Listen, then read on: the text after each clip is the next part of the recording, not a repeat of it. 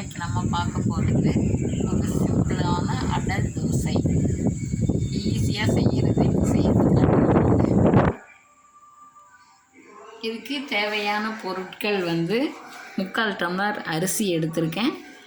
பாருங்கள், சின்ன டம்ளரில் 1/2 டம்ளர் பருப்பு எடுத்திருக்கேன்.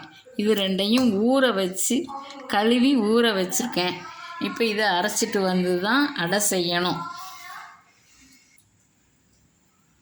இதுக்கு தேவையான பொருட்கள்: ஒரு வெங்காயம் வெட்டி வச்சுருக்கேன், உப்பு ஒரு 1/2 ஸ்பூன் எடுத்து வச்சுருக்கேன், 2 பச்சை மிளகாய், கருவேப்பிலை, மல்லி இலை, ஒரு 2 ஸ்பூன் தேங்காய் திருகி வச்சுருக்கேன்.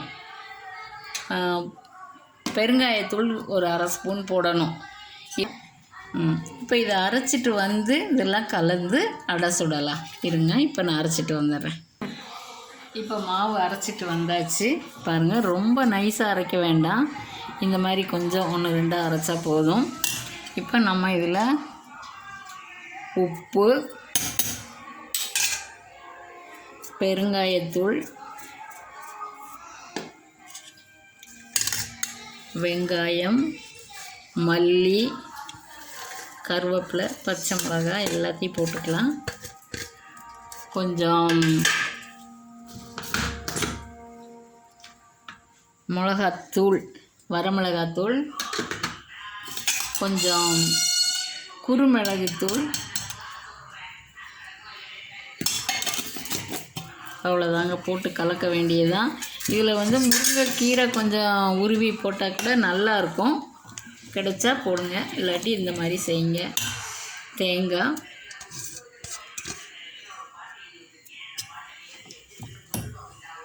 இப்போ மாவு ரெடி ஆயிடுச்சுங்க. இனி நம்ம கடலை காய வச்சு சுட ஆரம்பிக்க வேண்டியதுதான். அரிசியும் பருப்பும் நீங்கள் ஒரு 2 மணி நேரம் ஊற வச்சுருங்க. அப்போ தான் நல்ல பக்குவமாக கிடைக்கும் மாவு. மாவு ரெடி ஆயிடுச்சு. கல் காஞ்சிருச்சு. இப்போ கொஞ்சமாக நல்லெண்ணெய் தடவிக்கோங்க. நல்லெண்ணெய் தான் நல்லா இதாக டேஸ்ட்டாக இருக்கும். தடவிட்டு மாவு ஒரு 2 கரண்டி ஊற்றிக்கலாம்.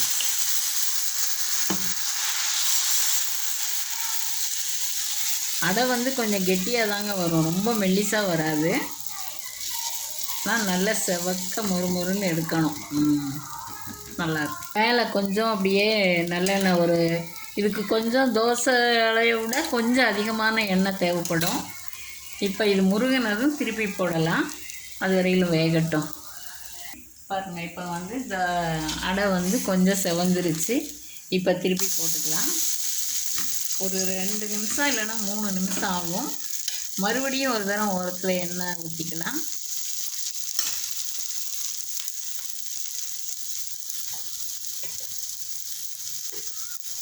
கொஞ்சமாக நெய் தடவிக்கலாம், வாசனைக்கு நல்லாயிருக்கும்.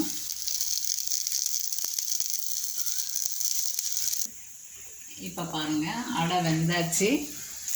இவ்வளோ செவந்ததுன்னா போதும். பாருங்கள், ரொம்ப டேஸ்டான அடை வந்தாச்சு. சாப்பிடலாம், சாப்பிட்டு பார்க்கலாம். செய்து பாருங்கள். பிடிச்சிருந்தா லைக் பண்ணுங்கள்.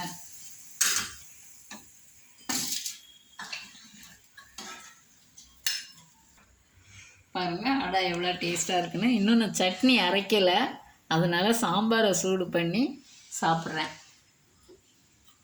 ரொம்ப நல்லா இருக்குது. செய்து பாருங்கள். தேங்க்யூ.